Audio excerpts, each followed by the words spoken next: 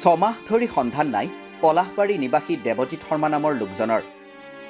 ফলত পৰিয়ালৰ নাজল নাথল অৱস্থাৰ সৃষ্টি হৈছে। ঘটনা অনুসৰি দেৱজিৎ শৰ্মা নামৰ 30 বছৰীয়া যুৱকজন আজিৰ পৰা প্ৰায় ছমাহ পূৰ্বে নিশা 10:30 বজামানত তেওঁৰ ঘৰৰ পৰা ৰহস্যজনকভাৱে সন্ধানহীন হয়। কামৰূপ জিলাৰ পলাশবাৰী সমষ্টিৰ অন্তৰ্গত নহিৰা গাঁৱৰ মাষ্টাৰপাৰাত পৰিয়াল সহিতে বাস কৰিছিল দেৱজিৎ শৰ্মাই। দেৱজিৎ শৰ্মা সন্ধানহীন হোৱাৰ পাছতে এই সন্দৰ্ভত তেওঁৰ পৰিয়ালে বিজয়নগৰ আৰক্ষী চকীত এখন এজাহাৰ দাখিল কৰিছিল।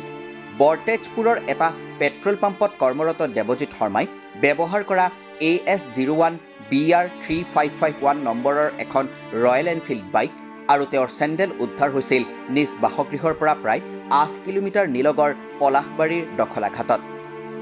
তাৰ পাছত NDRF আৰু SDRF বাহিনীয়ে ব্ৰহ্মপুত্ৰ নদীত অভিযান চলাইছিল। কিন্তু আজিলৈকে দেৱজিতৰ কোনো সম্ভেদ উলিয়াব নোৱাৰিলে আৰক্ষীয়ে। ৰহস্যজনকভাৱে কিছুদিন পাছত দেৱজিতে ব্যৱহাৰ কৰা মোবাইল ফোনটো ব্ৰহ্মপুত্ৰৰ পাৰত উদ্ধাৰ হয়। কিন্তু তাৰ পাছৰ পৰা কোনো সুমসূত্ৰ পোৱা হোৱা নাই দেৱজিৎ শৰ্মাৰ।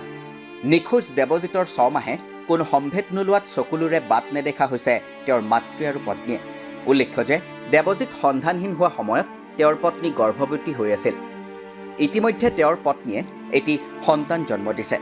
4মহীয়া কন্যা শিশুটি কোলাত লৈ কান্দি কান্দি ভাগৰি পৰিছে দেৱজিতৰ পত্নী নন্দিতা দেৱী আৰু মাতৃ ইলা শৰ্মা।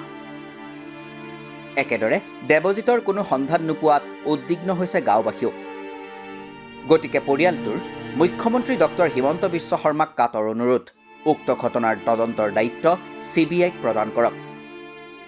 সংবাদ মাধ্যমৰ আগত দেৱজিৎ শৰ্মাৰ পৰিয়ালে কি কৈছে শুনক। মোৰ নাম শ্ৰী নন্দিতা দেৱী।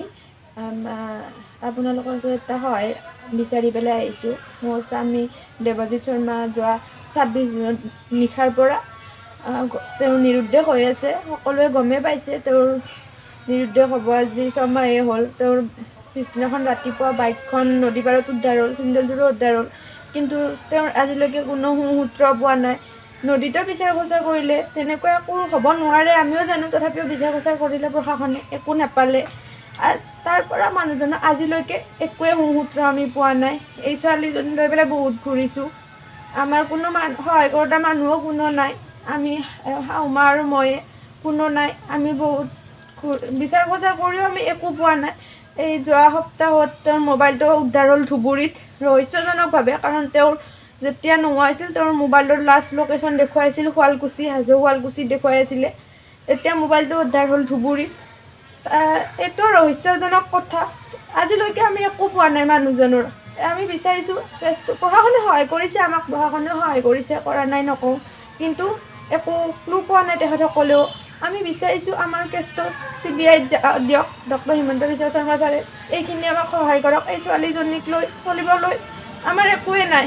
আমি যাবলৈও একো আমাৰ কোনো মানুহ নাই, আমি দিবলৈ একো টকা পইচাও নাই। আমি কোনো চাৰিওফালৰ পৰা আমি সহায় আমি বিচাৰিছোঁ। আমাক কেছটো ছাৰে CBIত দিয়ক, দি পেলাই আমাক মানুহজনৰ কি হ'ল, মানুহজনৰ লগত তেওঁ জীৱিত আছে নাই, কি হ'ল, তেওঁৰ লগত কোনে কি কৰিলে, তেওঁ এইখিনি আমাক খবৰটো লাগে। এই বিষয়ে যাতে ছাৰৰ ওচৰতে এই ভিডিঅ'টো যায়, আপোনালোকে আমাক অলপ সহায় কৰি দিয়ক।